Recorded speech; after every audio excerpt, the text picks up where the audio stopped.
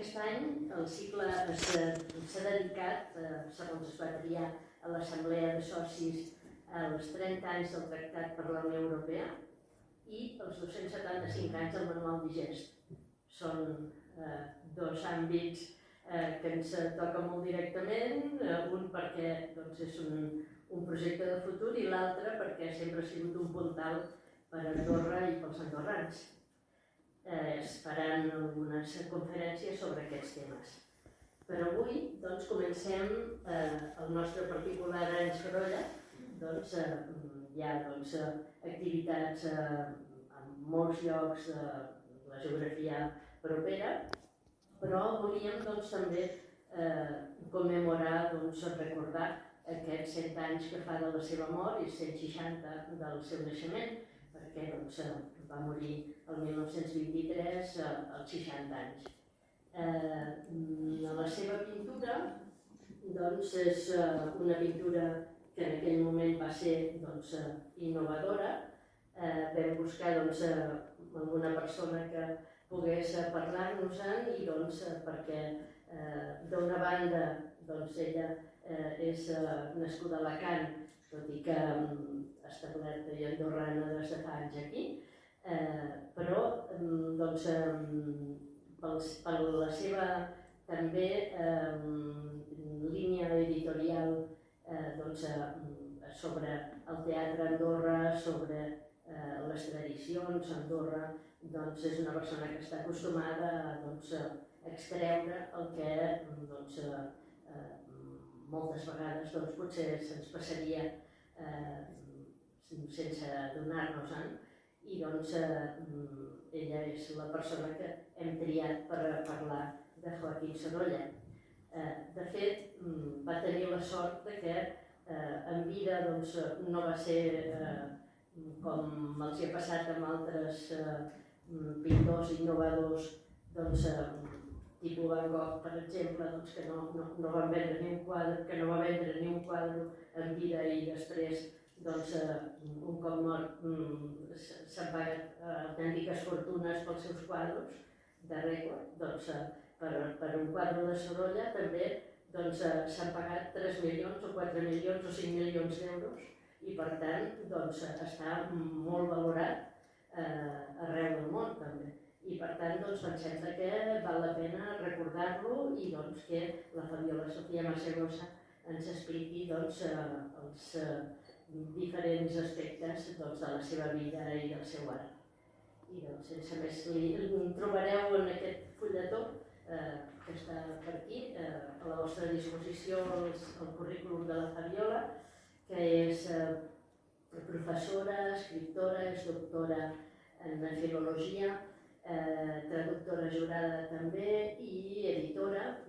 Ha editat 2 llibres amb la seva editorial i també va editar un primer que era sobre l'obra del Jacint Martí Sella, de l'obra de teatre, i després un altre llibre sobre el teatre a Andorra més en general. Per tant, diferents aspectes de la seva biografia la trobareu aquí en el fulletó i a més és col·laboradora de mitjans de comunicació del diari El Periòdic i també de la revista digital Frontissa darrerament. Per tant, li passo la paraula a ella. Moltes gràcies per ser aquí.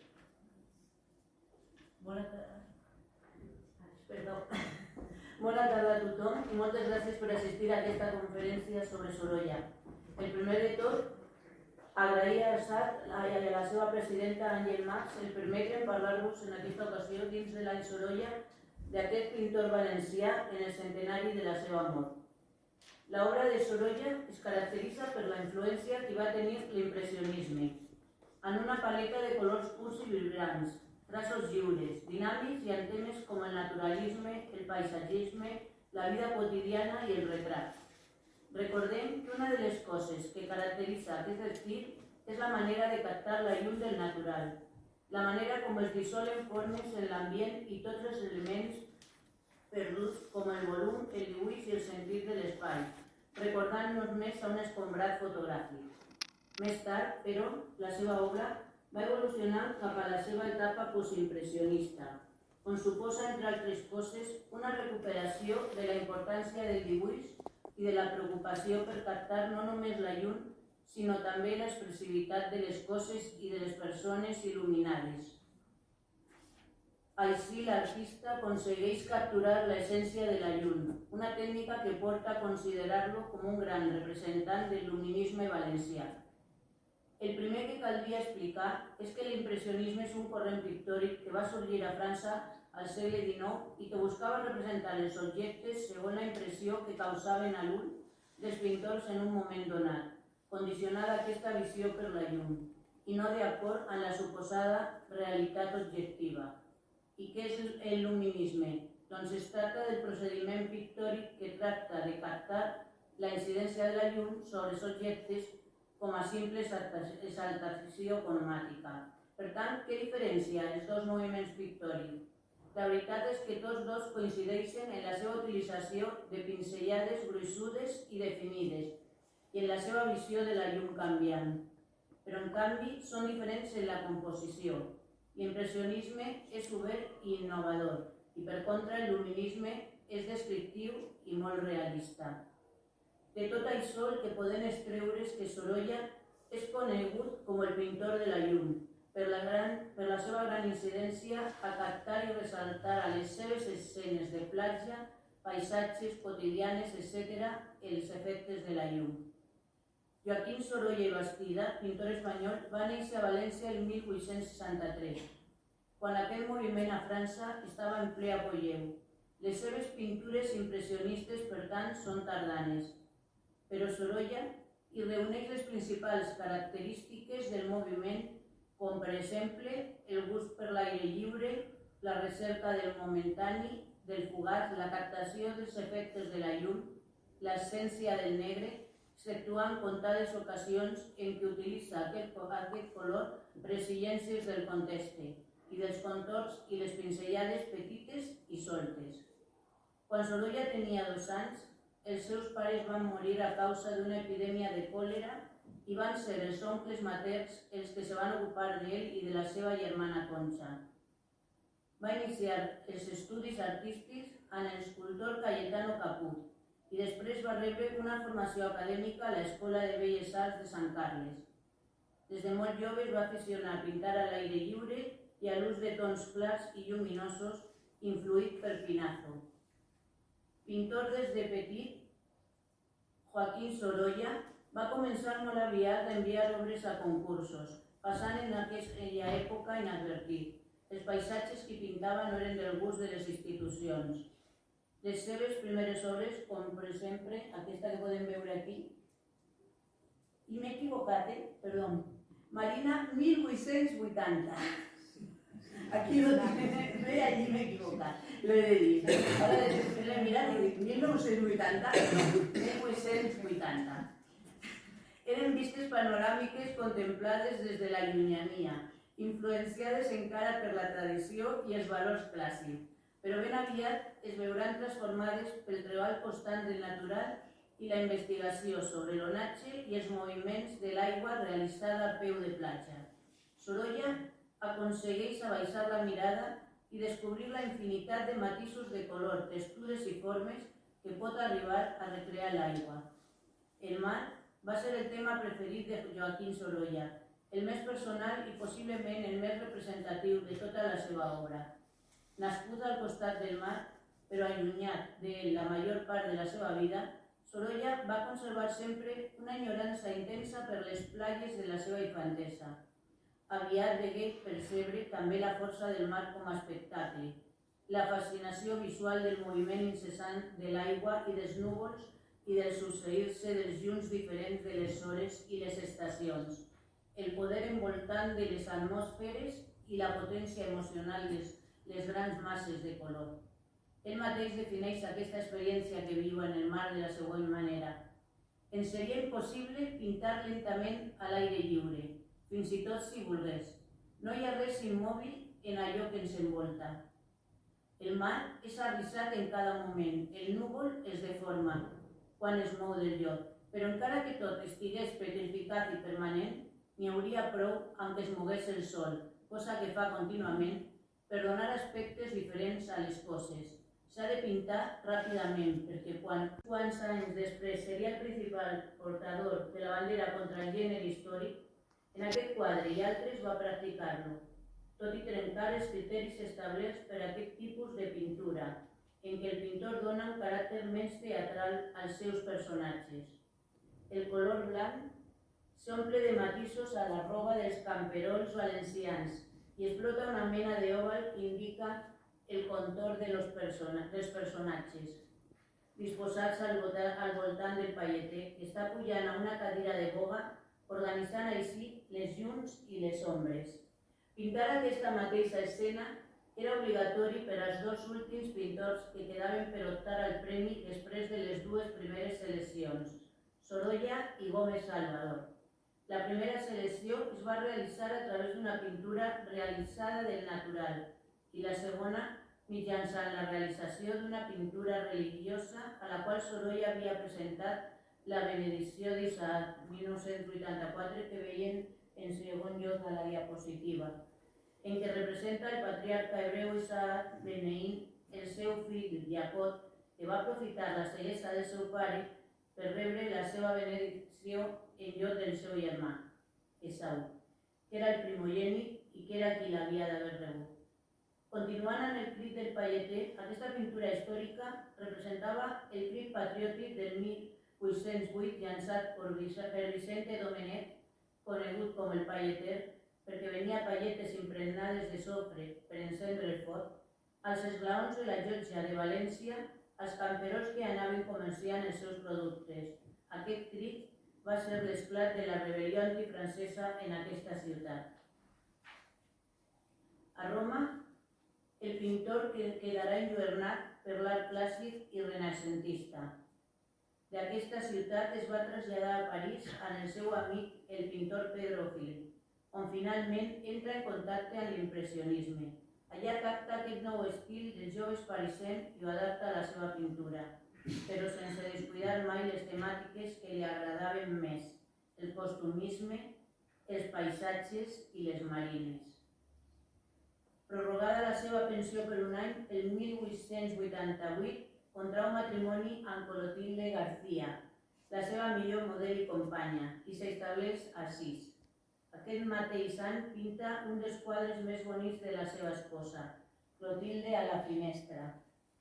Anys més tard, la torna a pintar en un altre llenç, La Mare, 1895-1900, que commemora el naixement de la filla menor del pintor, Helena, el 12 de juliol de 1895.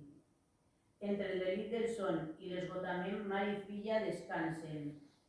La una volta cap a l'altra, embolicades en un marc de blancs del qual només sobresurten el petit cap rosat del nounat i el de la mare d'una subtil lividesa. El llenç, a més de ser una ostentació tècnica, és un dels millors exemples de la capacitat de Sorolla. El pots veure, en realitat es veu com la sabata encara de l'home que va tallar, no sé, per consell algun amic pintor o alguna persona que li va dir no, el noi no.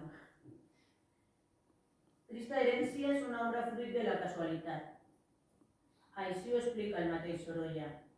Estava ocupat un matí a fer un esbós de pescadors valencians quan vas distingir de lluny, prop del mar, un grup de nens nus. A curta distància d'ells, la figura d'un sacerdot solitari. Eren els nens de l'Hospital de Sant Joan de Déu, ressaca de la societat, cecs, bojos, escanyolits o leprosos. Inútil dir que la presència d'aquests desgraciats em va produir una penosa impressió. No vas perdre ni un moment i vas obtenir del director de l'hospital la necessària autorització per treballar sobre el terreny i copiar aquest quadre del natural. En aquesta pintura, Sorolla va guanyar l'any 1900 el Gran Prix de França. Alhora, també continua en les seves escenes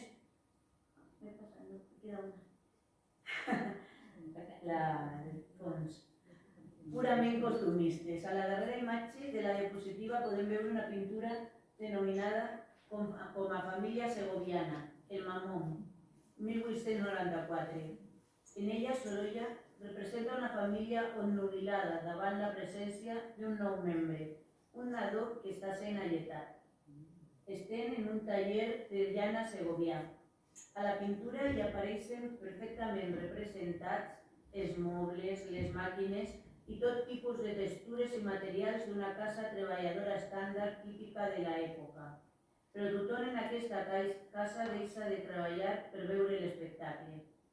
Per aquesta escena de gènere, Sorolla opta per deixar també oberta una finestra, perquè entri la llum, l'ingredient principal, com ja hem assenyalat, de tots els quadres del pintor valencià.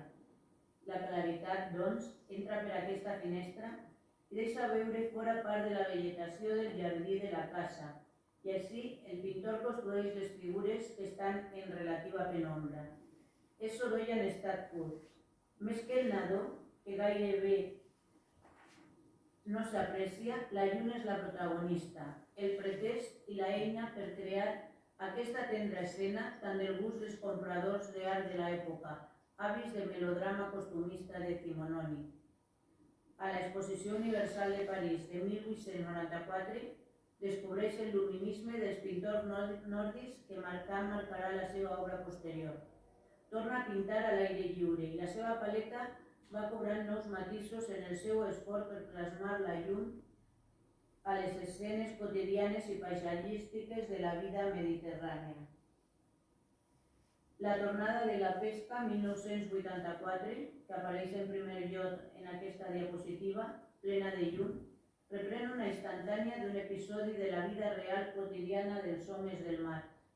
Tot seguit, continuant en el tema de la pesca, que tant li agrada, Sorolla pinta Els pescadors valencians, 1895, a la platja de València. A la pintura s'observen en primer pla dos pescadors protegint-se del sol calent en els seus tradicionals barrets de pesca i vestint roba de treball diària, mentre netegen les seves distintives nanses en forma de campana, que eren els paranys en forma de cistella que feien servir per recol·lectar peixos petits, marits, crans i llagostes. Darrere seu, un tercer pescador desembarca més nanses per netejar. La d'aquí a sota. En contrast amb les aigües poc profundes del mar valencià que banya els peus dels homes i utilitzant una paleta de subtils gradacions de color que van des del risc, ton, terra, de la sorra húmida que utilitza en primer pla per mostrar la riba, fins als profunds blaus aquosos en què reflecteix més enllà la profunditat del mar, Sorolla omple la composició de la enjornadora llum valenciana que brilla al blanc de les onades i balla sobre la superfície del quadre.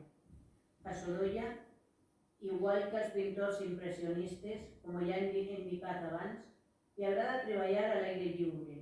Així, caminava fins a les platges de la Malvarrosa o del Cabanyal de València, carregat en els seus llenços, com podem veure a la imatge central, i s'hi construïa un taller improvisat amb parasols i tendals per evitar l'efecte de la llum directa sobre el llenç. El mar també va constituir el punt de trobada entre Vicente Blasco Ibáñez i Joaquín Sorolla. Les pròpies paraules de Blasco Ibáñez narren la trobada a la playa entre dos amics, dos artistes i dos valencians que van estimar profundament la seva terra. El mar Mediterrani, font d'inspiració en tots dos, va ser un testimoni mut de la seva estimació mútua, i així ens ho explica el novel·lista al pròleg de la seva novel·la Flor de maig. Moltes vegades, en vagar per la playa, preparant mentalment la meva novel·la, vaig trobar un pintor jove. Només tenia 5 anys més que jo, que feia ple sol reproduint màgicament sobre els seus llenços l'or de la llum, el color invisible de l'aire, el blau palpitant del Mediterrani, la blancor transparent i sòlida alhora de les veles, la mola rosa i carnal dels grans bous tallant l'onada majestuosament en llençar les barques.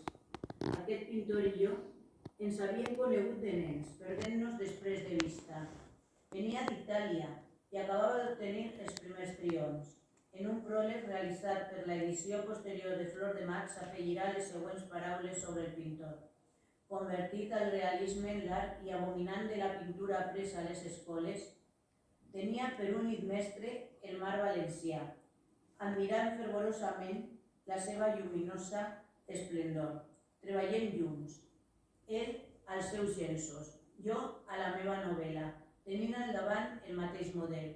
Així es va reprendre la nostra amistat i van ser germans, fins que fa poc ens va separar l'amor. Era Joaquín Sorolla.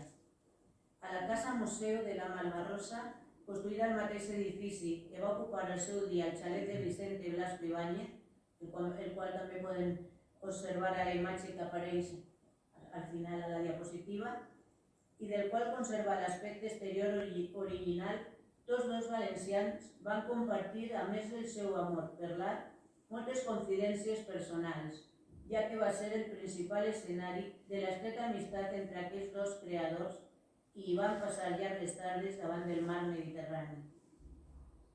Entre els temes preferits de Sorolla, cal destacar la seva dedicació al paisatges precises i segures del pintor, que utilitza intensos tons de verd, taronja, blau i violeta per tal d'aconseguir aquest efecte. Durant l'estiu de 1908, Sorolla s'instal·la al costat de la seva família a la platja de València. Allà va realitzar algunes de les seves més belles escenes de platja, protagonitzades per xiquets i joves a la vora del mar, tots ells dins d'un ambient de sana i radiant felicitat. Al llenç luminista Corrent per la playa, 1908, Sorolla torna a la seva lluita artística que consistia a unir les formes amb la llum desdoblada en incessants coloracions. És un quadre de composició equilibrada i harmònica, ple de llum i moviment. Està protagonitzat per tres figures infantils de mida monumental que corren en primer terme, a la vora de la platja, entrepidant carrera, mentre en segon terme se n'observen quatre més que s'estan banyant i jugant a l'aigua.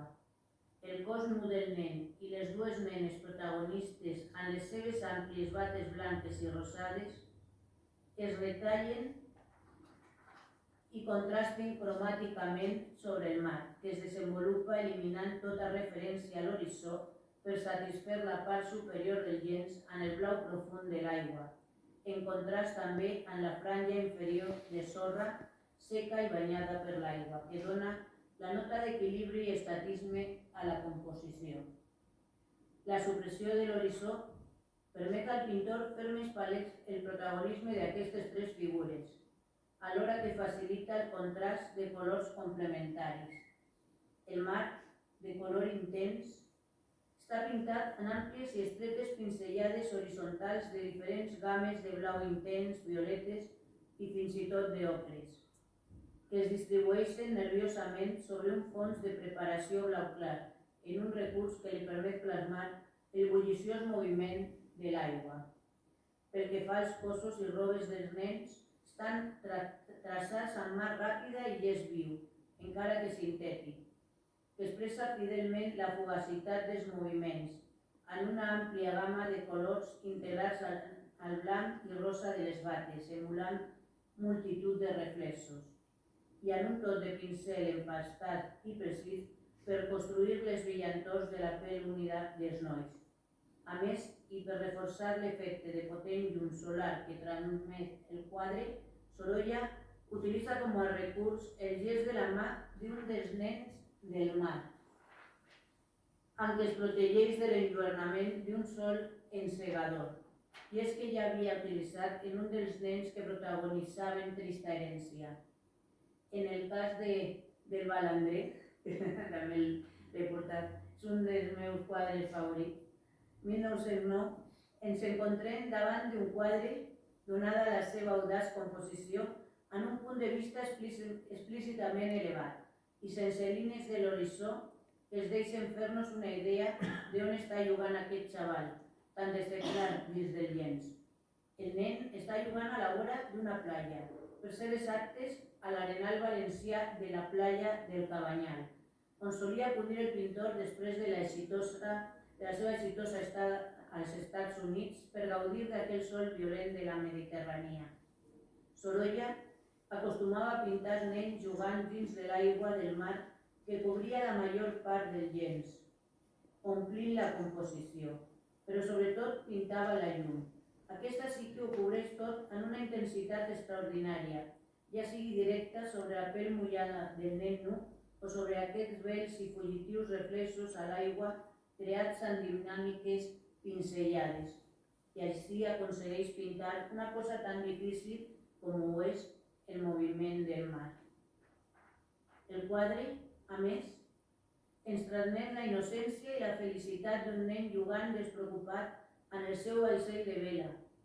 Es tracta de la reproducció en miniatura d'un balandre.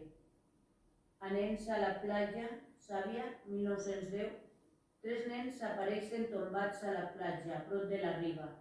Les expressions i les cares transmeten l'atmosfera de la Mediterrània. Els cossos nus són una excusa per tractar la llum i l'ombra. No utilitza el negre per a les ombres, sinó que utilitza els malves, blancs i marrons, seguint les consideracions impressionistes. Més tard, Sorolla viatjarà per diferents regions de la geografia espanyola per pintar diferents paisatges. El pintor abandona les seves platges mediterrànies i s'interessa per les costes del nord i la ferocitat del mar Cantàbric, tan diferent del seu Mediterrani. Allà descobreix una llum més suau i matisada, sotmesa als ràpids canvis de les condicions atmosfèriques. Les variacions de llum i color del Cantàbric i de la muntanya Olia a Sant Sebastià li permeten investigar el constant canvi de les tonalitats del mar en relació amb el cel i la terra, dels grisos del mar tempestuós al verd maragda o els cobalts, passant pels reflexos i brillantors de la terra quan la superfície del mar en calma ho permetia. Podem observar aquest canvi i aquestes noves tonalitats del mar que contrasten el cel a la platja de Sant Sebastià, 1902, i més tard a Mar de Zarau, des d'Escullera, Sant Sebastià, 1910. En aquest darrer llenç, realitzat a l'estiu, veiem com sobre les aigües tranquil·les i blaves del mar, a la part superior, es reflecteixen els núvols de tonalitats entre el rosa i el verd. Al mig, a la dreta, observem una muntanya fosca que s'endinsa al mar. Instantània, Biarritz, 1906, va ser pintada des de la platja de Miramar de Biarritz. Joton Sorolla i la seva família van passar molts estius. A la pintura, Maria, la filla gran del pintor, està preparant una càmera fotogràfica. Usa la Kodak Folkin Pocket número 0, la càmera Kodak de butxaca més petita que existia a l'època i que va ser comercialitzada el 1902. Altra obra d'aquesta etapa del pintor seria Sota el tendal Playa de Zarau, 1910, en la qual, com era habitual en moltes altres obres de Sorolla, apareix la seva família. Al centre de la pintura observem Clotilde, la dona de Sorolla, asseguda sobre la sorra gairebé de perfil i vestida de blanc. Més enrere, a la dreta, i asseguda sobre una cadira de boga, es troba Maria, la filla gran de Sorolla, vista de front i en un vestit igualment blanc i tocada en un ampli barret. A la banda esquerra, la seva filla Helena es recolza a la sorra, també vestida de blanc. Més allunyat observem Joaquim, fill del pintor, assegut sobre la sorra i vestit en jaqueta fosca i un canotier sobre el cap. En Escullera, Sant Sebastià, 1918, Sorolla ens mostra un capvespre estiuenc de tempesta a la ciutat de Sant Sebastià, on algunes persones es reuneixen per contemplar el majestuós espectacle natural de les onades xocant contra l'escullera. El cel ennuvolat i tempestuós fa que el pintor seleccionés de la seva paleta una gamma de tons propers al verd i el gris. Sorolla, en aquesta pintura, demostra una visió fora del comú, capturant els detalls i matisos més lleus, perquè la pintura mostri no només la imatge, sinó tota l'atmosfera d'aquest precís moment. El pintor descobreix la bellesa dels paisatges dels jardins plasmant en els seus pincels zones exteriors de diverses construccions emblemàtiques de Sevilla o Granada. A Sevilla, Sorolla descobreix els jardins dels Reals Alcázar de Sevilla. Des d'aquell moment, en la seva producció, comença a tenir gran importància el tema del jardí. A font de l'Alcázar de Sevilla 1908 predominen els colors roses, malves i ocres, i a base de l'Alcázar de Sevilla 1910 es nota que la seva pintura es fa més sintètica, tendeix a esquematitzar les formes per representar només el més imprescindible, de manera intimista. En 1917 realitza Sorolla el que serà el seu últim viatge a Granada per pintar. En aquesta ocasió es concentra als jardins de l'Alhambra, que representa al pati de Comares, l'Alhambra de Granada, 1917. Una pintura aquarelada, lleugeríssima, que converteix les imatges en fràgils miratges. És hivern, les bases estan gelades i Sorolla pinta pràcticament en solitud. Els seus quadres ens evoquen una Alhambra malenconiosa, íntima, gairebé no hi ha color, i les puntes de les guitxeries es resolen en tots lleugers que ens suggereixen la textura. I novament el mirall de l'aigua, duplici sigui irrevocable, ja que encara ha d'estudiar millor l'assumpte. És un artista que ha aconseguit apoderar-se del secret de la pinzellada i dominar els efectes de la llum. Pinta tan magistralment com ràpidament, sap què ha de fer i ho fa molt aviat, sense tentejos ni penediments. La seva popularitat es va estendre per tota Europa, realitzant exposicions a París, Berlín, Colònia, Londres i, finalment, a diverses ciutats dels Estats Units. Sorolla visitaria diverses vegades Nova York per exposar els seus quadres. Entre el 22 d'abril i el 24 de maig de 1911 realitzaria la segona visita a aquesta ciutat i en aquesta segona estada del pintor realitzaria tota una sèrie de guatxos sobre paper o cartró, alguns dels quals apareixen en aquesta diapositiva. Estàtua del general Sherman, 1911, neu a Central Park, Nova York, del mateix any, i la plaça Grand Army de Nova York des d'una finestra de l'Hotel Savoy, que retraten escenes urbanes pintades per Sorolla des de la finestra de l'habitació de l'Hotel Savoy on s'allotjava, així com alguns dibuixos realitzats als reversos dels menús, dels restaurants, que mostren els sofisticats clients, dames elegants, amb barrets i cavallers d'etiqueta. Aquesta sèrie d'imatges deixa palesa la fascinació que va sentir l'artista per Nova York.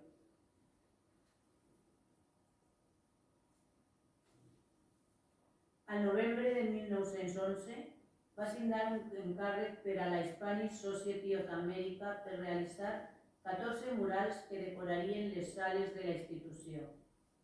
Són representacions de la gent i els costums de les diverses regions d'Espanya. Sorolla s'enfronta a un projecte mural de proporcions gegantines. Va viatjar constantment per tot el país buscant el més peculiar de la seva indumentària i costums. Es tracta de la Sala Sorolla Visió d'Espanya, que alberga aquesta colossal sèrie de 14 pintures en diferents pobles, vestits i tradicions d'algunes de les regions d'Espanya. Com podem veure, entre elles hi ha, per exemple, una processó de Setmana Santa a Sevilla amb nazarens de la Germandat del Crist del Poder vestit de negre i portant creus, processó, 1914, o Sevilla, els toreros, 1915. Però per acabar, voldria centrar la meva atenció en aquesta altra imatge que apareix amb més detall a la diapositiva següent. Per aquest encàrrec, Sorolla volia fer de València un quadre el protagonista principal del qual fossin els tarongers, probablement amb camperols i camperoles, encara que jo, per a mi, hauria de dir huertanos i huertanas, que no té una porque són de la Horta, ells, de la Huerta Valenciana, ja que pertanyen a la nostra Horta Valenciana. Vestits en els seus vestits típics, però li van fer canviar d'idea la visió d'una processió festiva en què va veure elements adequats per a una pintura diferent. Aquesta pintura es diria Les Gropes, 1917, i aquesta pintura va ser, aquest any van fer una fotografia, va ser l'emblema de les falles de València. La fallera va muntar igualment en un cavall i van posar-se el faller i va ser l'emblema, sí. Aquesta pintura es deia Les Gropes i va mantenir en secret la seva realització perquè no intervinguessin els crítics. Aquest quadre va ser pintat com molts altres del pintor a l'aire lliure.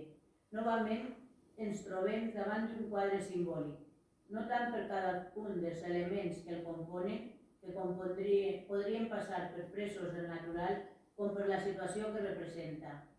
Es tracta d'una desfilada que sembla que acaba de creuar el pont del mar, del qual s'observa el templet de la Mare de Déu dels Desemparats i que s'encamina per l'Albereda. Però en realitat no hi ha pont, ja que tampoc no s'albira el riu, que ha estat substituït per una vista d'horts, tarongers i barraques, i el seguici sembla discorrer per un camí de camp. Com a símbol de la valencianitat, Sorolla tria vestits tradicionals de pagesos, les banderes de la ciutat, el templet de la patrona, les palmeres, la horta i un cel blau lletós. Cal ressaltar que és l'aire que dona to a allò valencià. L'aire dona vida als grisos, fa ressaltar les muntanyes nues, ens permet veure la llunyania remota i presta lleugeresa a la figura humana. El 1920, mentre estava pintant un dels que ell mateix considerava com a tediosos encàrrecs al seu jardí, Sorolla va patir un atac d'hemiplegia que el deixa invàlid del costat esquerre i que li va impedir seguir pintant. 3 anys més tard, el 1923, va morir a Cercedilla, Madrid. Per desig de la seva vídua, Clotilde García del Castillo, l'habitatge familiar i les col·leccions que hi van pertànyer van ser donades a l'estat espanyol per crear un museu en memòria del seu marit.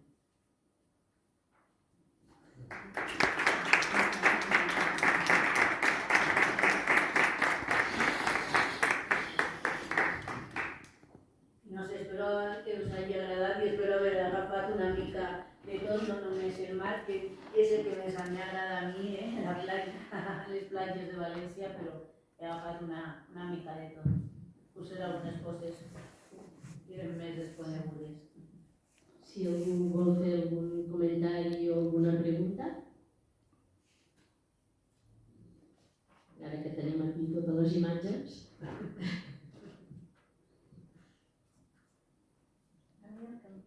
No sé. No tant. És que si no, no ens sentiran darrere. No, que el que em sorprèn és que les dones i tots van molt vestits, no? I els nens els pinten nus. I en aquella època que m'imagino que la gent era molt religiosa i tot això, aquests nus me sorprenen, no? Sí, però els nens anaven nus a la platja en aquella època, sí. És una mica sorprenent, no? Les noies vestides, sí, però anaven nus. Jo crec que no eren tan moralistes com pensem, per als nens, no sé, per als grans sí, però per als nens potser són més ara,